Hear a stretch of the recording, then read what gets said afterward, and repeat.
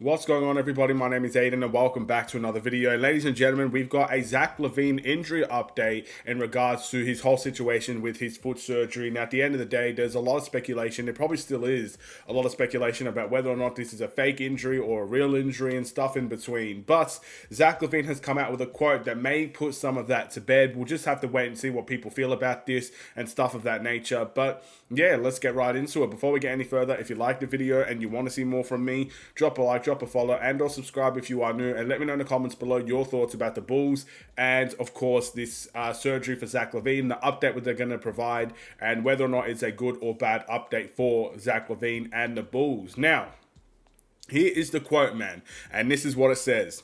"It sucks, man. I was trying to figure out every way not to. You never want to have surgery. But I got to a conclusion, especially with what the doctor was telling me, your pain level and this thing isn't going to heal on its own," LaVine said. "It was a bone that was floating around. It's known as a non-union Jones fracture, which I was dealing with for a while. I was happy to find him, and he told me you need to get it done sooner than later."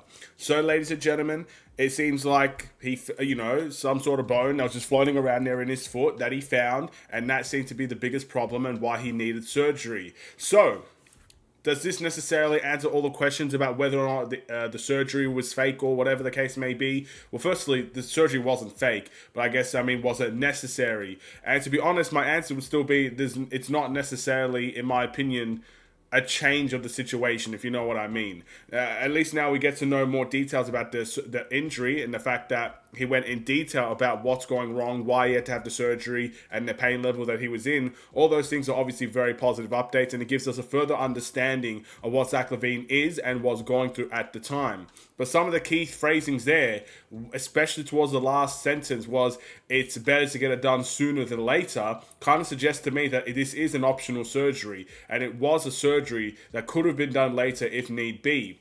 Now, I don't know why Zach LaVine decided to do the surgery now. I don't know his pain tolerance. I don't know what he was going through pain-wise. And I'm not Zach LaVine, so I don't understand it. But maybe he just felt like there was no way for this Bulls team to compete, so he may as well go with the surgery. Maybe he felt like this Bulls team is going to trade him to a team he doesn't want to go to, which he'll never publicly say. That's why he had to do the surgery now. But at least we can put to bed, because a lot of people thought there was absolutely no need for the surgery. It looks like, from the way that I see it, he was going to have the surgery regardless, whether it be now or next season. So he was going to have the surgery either way, but I guess doing it now kind of prevented us from doing anything with him in the trade market and stuff like that. I can't really say too much else. I don't know about Zach LaVine's decision making. I don't know if he did this to avoid getting traded to Detroit. I don't know if he did this because the pain level was too high. But I guess that's the update we're going to go with there, ladies and gentlemen, about Zach LaVine. So what does this mean for his future? Well, it looks like things are going well for him at the moment, but he has been ruled out for the season already. So I very much doubt that he's coming back to this Bulls team this season. We'll see what happens next season, but I still feel like trades talks are going to be a very big talking point in the offseason.